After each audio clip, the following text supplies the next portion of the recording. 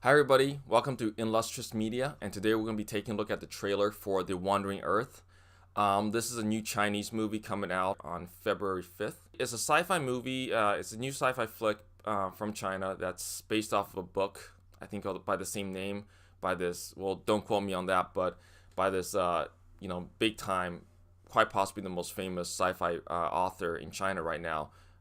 His name is Liu Cixin, and he wrote several big ones, and they've gotten quite a bit of acclaim worldwide. This is one book that he wrote called Three Body Problem. I have yet to read it. I've been meaning to.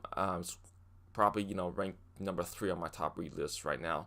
And the translation for that got quite a bit of it won the Hugo. It won some of the biggest sci-fi awards for literature, like sci-fi literature in the world.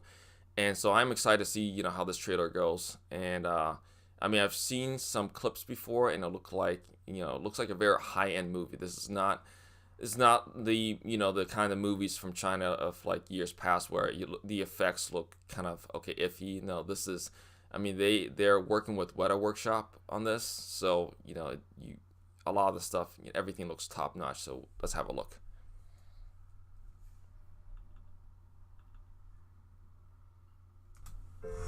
从《流浪地球》计划启动的第一天起，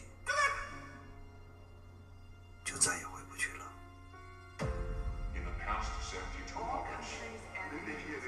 地球错失了最后的逃离机会。受木星引力增强影响，地球将于37小时4分12秒后撞击木星。这是一场注定徒劳的救援。气压降低500倍，飞行生命。气压降低500倍。看来我们只能靠自己了。Yeah, the effects, 发动机从来没有 the costume 是简单的救援，我们摊上大事。 looks insane. Earth engine system failure. Oh, Wu Jing. Total, Yeah. 121 facilities. Correction. 1,001 correction. 3,000 correction. Correction. Correction. Correction. Correction. Correction. Correction. Correction. Correction.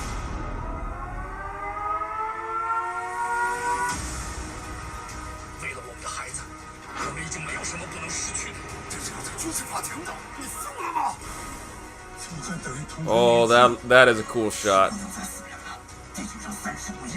Oh, I'm digging this. This is epic.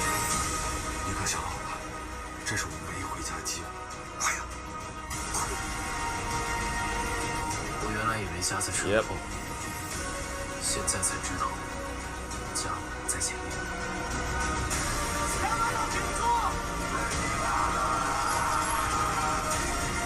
He's firing the great red spot with a Gatling gun. 导向何处？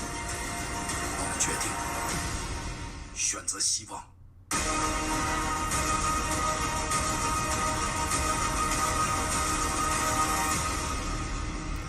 Hell yes. Hell yes.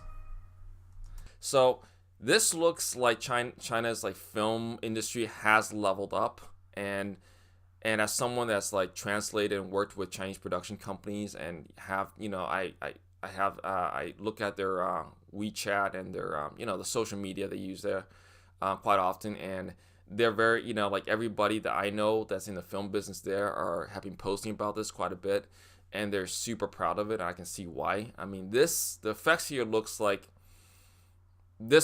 as good, if not better than a lot of blockbusters that's purely Western, that's purely Hollywood. And obviously it's several years in developing that, it's really only a question of they've always had the money for a long time in China. They've, had the money and the funding, and now they started hiring the right talent, and Weta Workshop's involved in this, and you can see just the the level of production polish that's on here.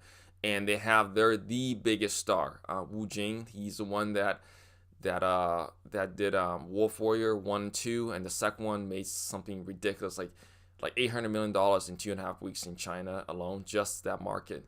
So this is basically them. Yeah, so we're graduating, and it's very fascinating to see, because because like classically speaking, when you look at sci-fi in the West, in Hollywood, because it's always from the Western tradition, from the Western base. Well, you do get hints of like like a backdrop of Asian society, or Asian influence. Even like you have like something like Firefly, where they're projecting a future where it's like Chinese and American entities.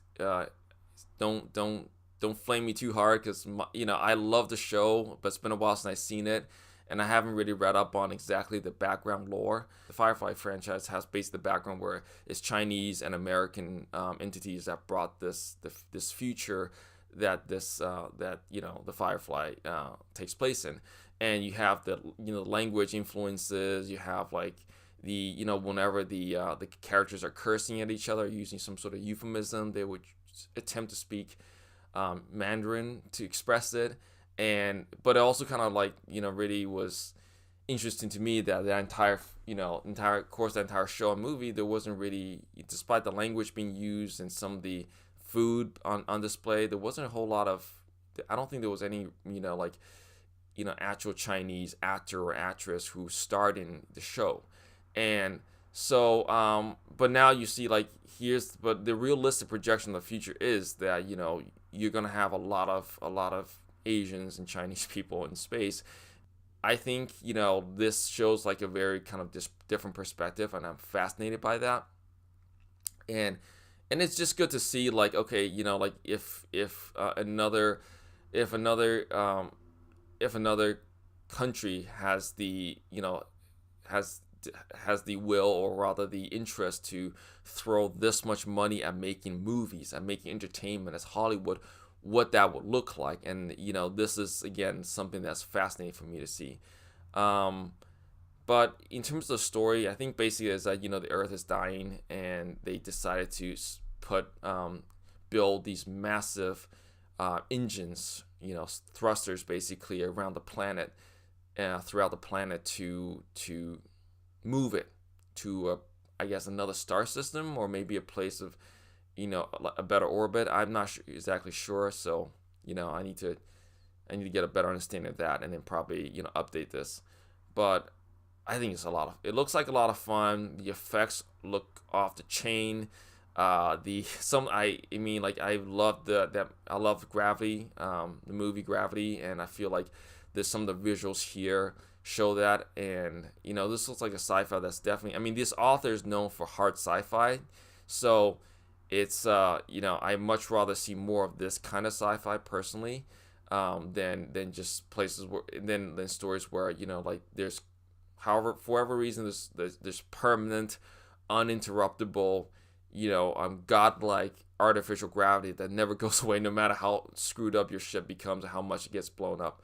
So yeah, thanks for joining me. And there's a lot of other promotional materials that isn't on this, that's not being shown. It just this movie's not going to be released in the well, it is going to be, but probably in limited fashion. But there's a lot of promotional footage that I'm going to check out and probably cut together and talk about some more. But yeah, thanks for joining me on this. This was very exciting.